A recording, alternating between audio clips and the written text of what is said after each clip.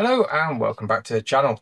It's painting day, and yeah, a little bit of a splintered day really. A lot of standing around watching paint dry, and I won't bore you with that video footage today.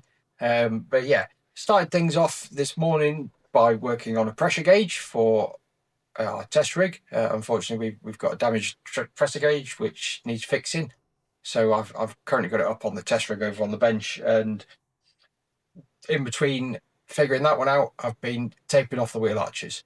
Now, I didn't tape these off when I did the initial masking because I had to rub down the running boards.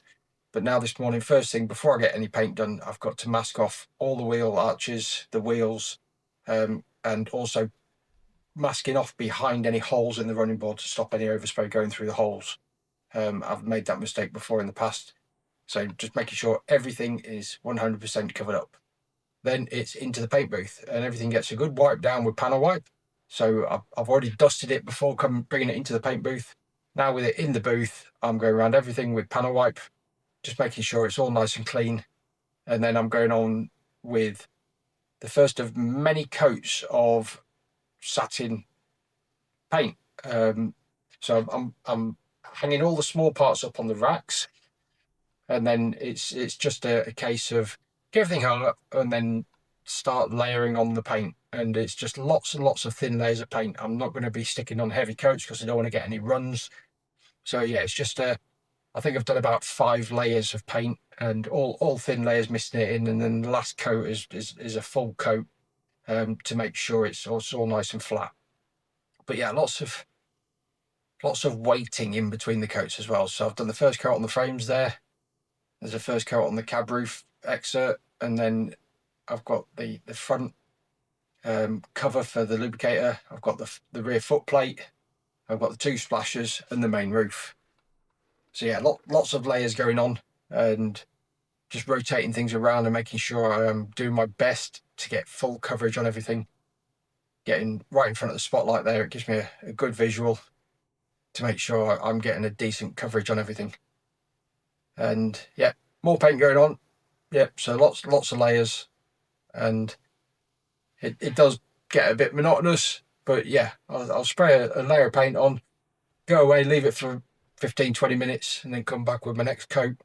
So yeah, just making sure I've got enough time for it to flash off and dry prior to coming on with the next coat. And it's just lots and lots of thin coats, using a really wide pattern nozzle as well, so it's really missing it in lovely.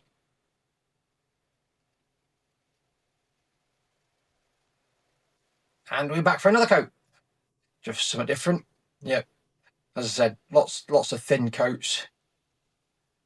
And the good thing about these spray nozzles is as well, you can rotate the nozzle 90 degrees to change which way the fan is, and then it's off for a new tin of paint. I've gone through, it was an already open tin of paint, but yeah, so I've probably used about half a tin of paint on all this metal work, and then it's just a case of dusting everything in and making sure I'm getting full coverage.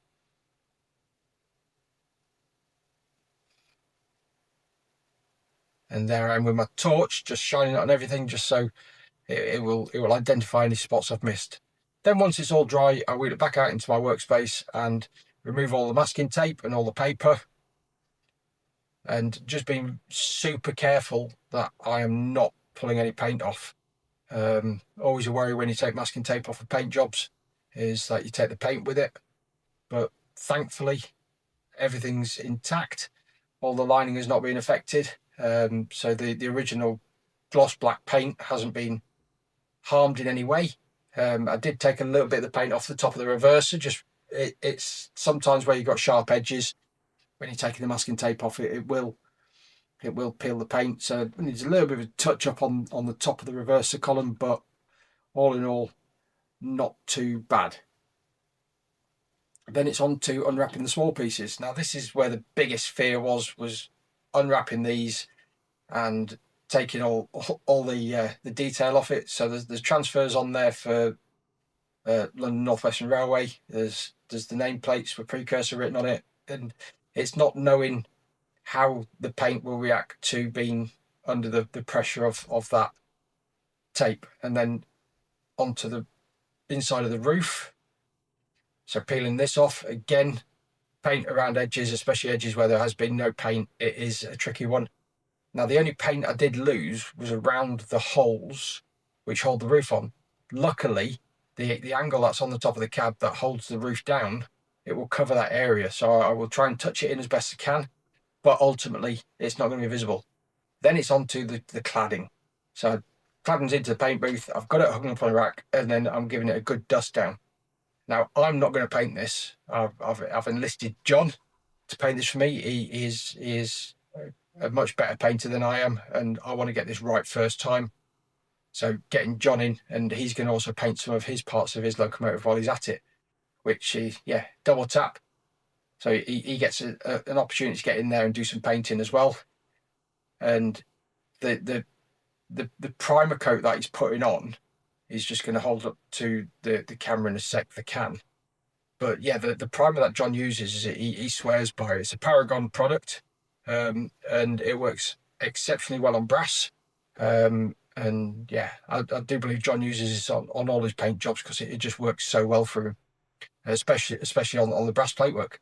So he's gone around with a tacky cloth, making sure there's no dust. He's got his suit on, he's got his mask ready to go, and he's got the fan on, and he's just applying a little bit to his bodywork just to check his guns working properly. And here's the tin. Yep. So it's Paragon enamel paints. It's 2-pack etch primer, and this is the base. It comes with an activator and a thinner. But yeah, it's a really good product. I've used it myself in the past, and yeah, it lays on lovely. And yeah, one coat is all it takes. It is semi-transparent as well, so you feel like you're not putting it on. It does look like it's just painted yellow, but that's the way it reacts with the brass. But if you use it on steel, it really does look like you've not put enough on because it is transparent. And then it's onto the top coat, which we are using 2-pack black. That's a bit of a tongue twister. Yeah, so it's a 2-pack black. This is jet black.